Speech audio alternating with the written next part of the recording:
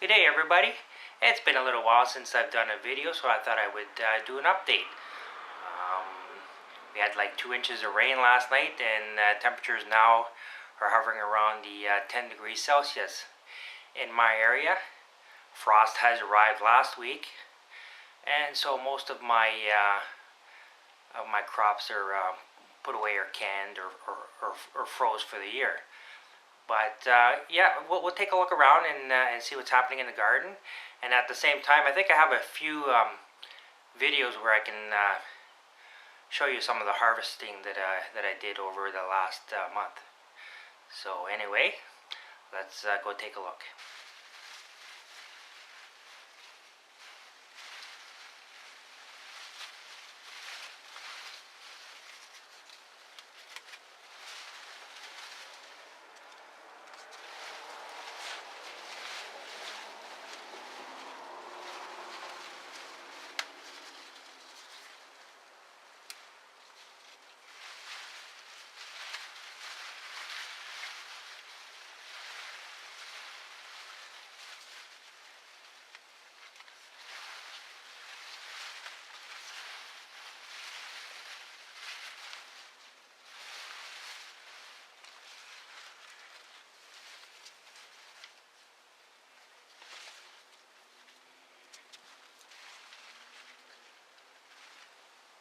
So, there we go.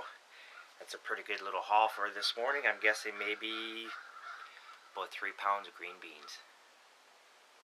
So guys, this looks like my biggest tomato of the season.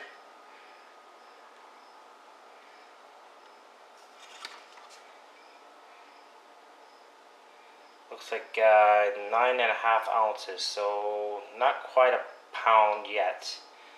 Mind you, it's just off of a Starfire tomato plant. And these plants really don't get all that big to begin with.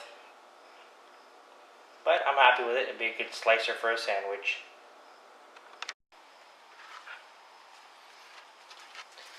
Okay, so we're going to harvest some of these Manitoba tomatoes. This is a smaller plant, and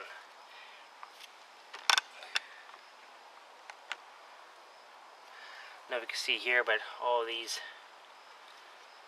flowers are boarded and stopped growing. So being as a determinate plant and the way everything is yellowing, I'm going to assume that this plant is probably just about ready to give it up. But this is a Manitoba tomato, not very big, maybe, I don't know, 1.5, 2 ounce tomatoes, at least off of this plant anyway. There's a few nice red ones.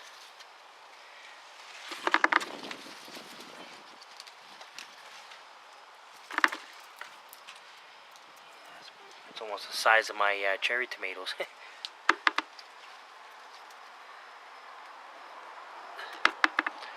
Not bad though.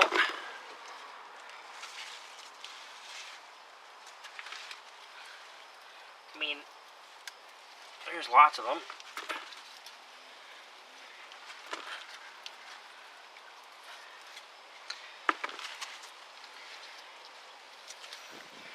Not ready to come off yet. That one's not ready to come off. Let's bring it in a little bit closer here. Whoops, sorry.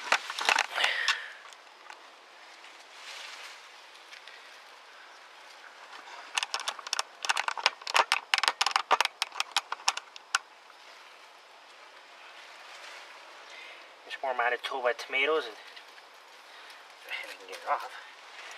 And you see, this one here's this one's a lot bigger. Of course, the plant's a lot taller too. It's probably twice as tall as the first ones, and as you can tell, the tomato's also twice the size. So this is a pretty nice plant here for a Manitoba tomato. Happy with that. I think these are just going to be put in Ziploc bags and put into the freezer. Be great for soups and stews.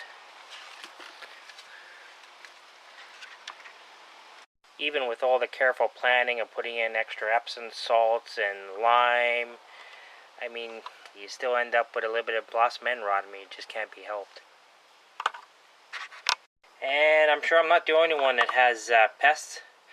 I don't know if this was a bird or a squirrel. I know I have both that like to hang around in the garden, so probably what that is.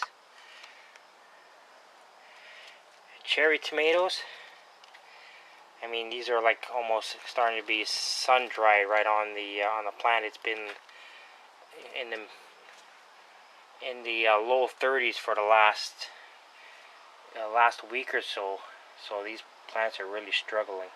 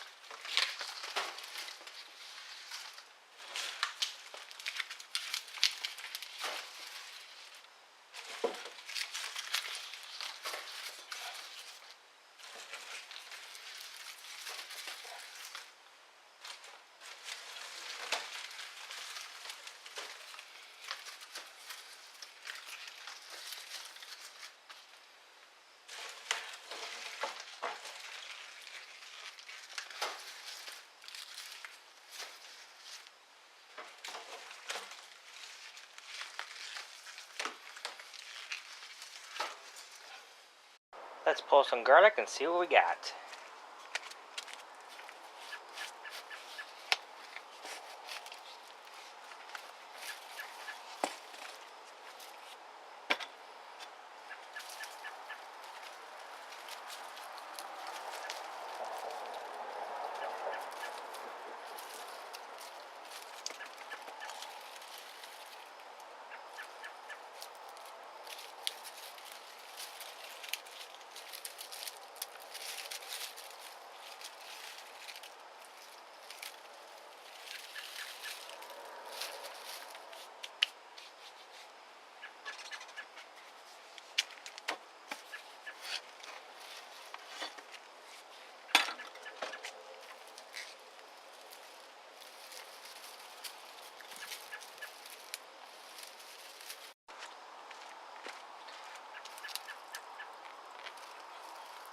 Garlic's a little small this year, and that might be my fault from deciding to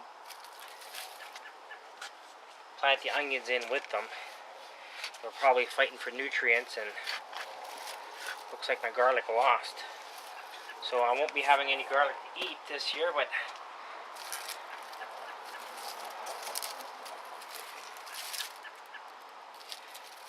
I think, well, that one's not too bad. I'll let these dry and replant these in the fall, probably in about 30 days or 45 days from now.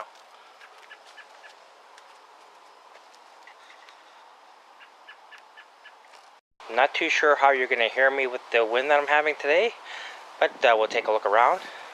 So the rain gutter grow system, tomatoes are all done, all canned, turned into sauce, and frozen. This is my bed number 1. This had the beans and the peas in it, and I've put it to bed. This is another part of the bed that I'm rebuilding, and these are just made out of 2x6s. Very simple construction. From corner to corner, the 2x6s are actually 27 inches long, which gives me exactly 24 inches from inside board to inside board, which helps me with my square foot gardening. Also, the beds are 8 feet 3 inches long, but if you subtract the ends, it's exactly 8 feet long from that side to that side. And I'm just being a little bit anal, I guess, when it comes to my measurements. I just like it for square foot gardening. It just makes it easier for me. These in the rain gutter grow system is what used to be the peppers. Got a lot of peppers off of it this year. This bed here are just leftover beds from when I moved in here 3 or 4 years ago, and I just kind of made them do for now. but I am slowly changing the soil in them and making them my own, because the soil that was in here before was a really clay base and it was really hard to work with. But I'm slowly starting to get everything changed over. This is my cabbage, looking pretty good. This one's going to be used up for Thanksgiving. Same with the Brussels sprouts. They're all doing pretty good. Really happy with them.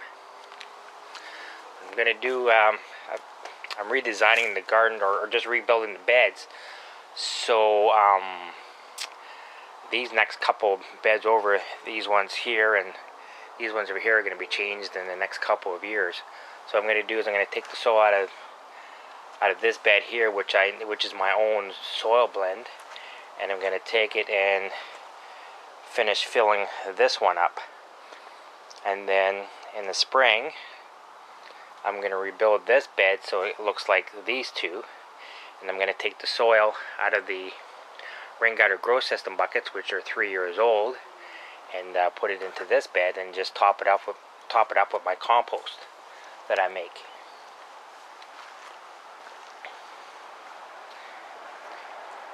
Same here, another rain gutter grow system, and these had Roma tomatoes. I think I ended up with 35 pounds of Roma tomatoes this year. It was a good year.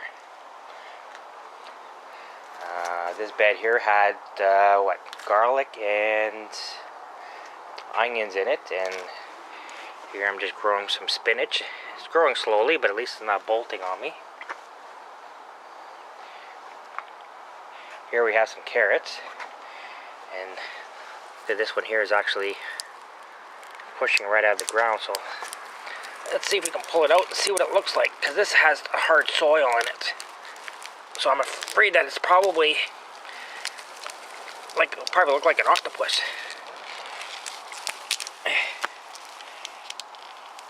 And I'm right, and it does. I grew the carrots in that one last year, and they were perfectly straight. So yeah, it does pay to have a good soil mixture in your boxes.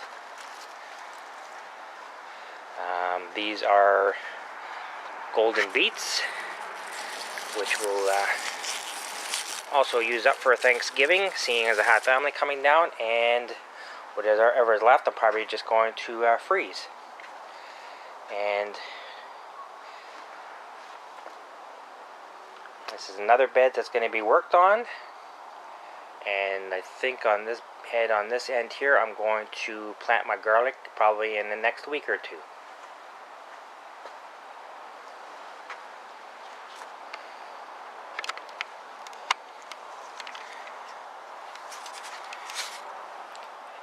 Well, that's it for now, guys. Everybody take care, and we'll see you all next time. Thanks for subscribing and your comments. I'm sorry I haven't done any videos sooner, but things were a little bit busy and the weather wasn't all that great. But anyway, bye, and we'll talk to you all later.